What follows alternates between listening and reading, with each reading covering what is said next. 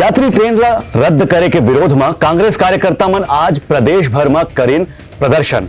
दुर्ग station के प्रदर्शन में विधायक अरुण वोरा और देवेंद्र यादव हुईन शामिल। आज प्रदेश के अलग अलग रेलवे स्टेशन में कांग्रेस के कार्यकर्ता और पदाधिकारी मन रेल रोको आंदोलन करके केंद्र सरकार के खिलाफ विरोध प्रदर्शन करीन। प्रदेश भर के कांग्रेस कार्यकर्ता मन विरोध प्रदर्शन में शामिल हुईन।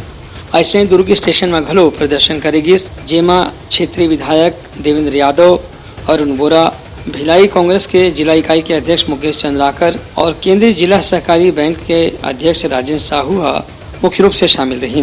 ये चारों नेता पदाधिकारी मन के कहने से कि पाछू करीबन 2-3 साल ले केंद्र सरकार के रेलवे मंत्रालय का अचानक बिना सूचना दे के यात्री मन के एक्सप्रेस मेल पैसेंजर गाड़ी ला रद्द कर दे थे। एक से यात्री मन ला पैसा और समय के बहुत नुकसान उठाना पड़े थे। एकरे विरोध में ये आंदोलन करेगे है। 4.5 साल तो वो कुछ कर नहीं पाए, आखिरी 1 महीने बाद आचार संहिता लगनी है, तो अभी भी अगर वो कहीं अपनी पीठ नहीं थपथपाएंगे कुछ बोल के तो करेंगे क्या? उनके कार्यकर्ता घर बैठ गए, निकल के काम नहीं करना चाहते। नेता लोग भी बेमन से बयान देने बाहर निकलते हैं। जनता से कभी इस बारे में जानने का प्रयास किए कि उनको क्या तकलीफें हो रही है। ये दुर्भाग्यपूर्ण बात है। मानो से आप रिजर्वेशन करवाते हैं और एन वक्त में बिना बताए बिना कारण के रद्द कर देते हैं।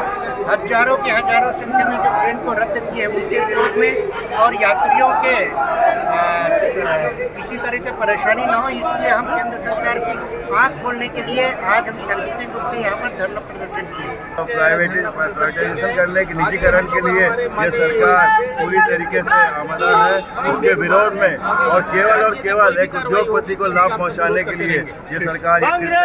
अडानी जी को लाभ पहुँचाने के लिए हम इसका विरोध करते हैं। हमारे मुख्यमंत्री भूपेश बघेल जी ने भी केंद्र सरकार को पत्र लिखा कि प्रदेश में ट्रेनें रद्द हो रही है, अनियमित रूप से चल रही है, लेकिन केंद्र सरकार के कान में जू नहीं रहेगा। जम्मू कार्यकर्ता पदाधिकारी मन स्टेशन के पटरी में करीबन 1 घंटा तक के लेट के मालगाड़ी ला रोक के अपन विरोध जताइन।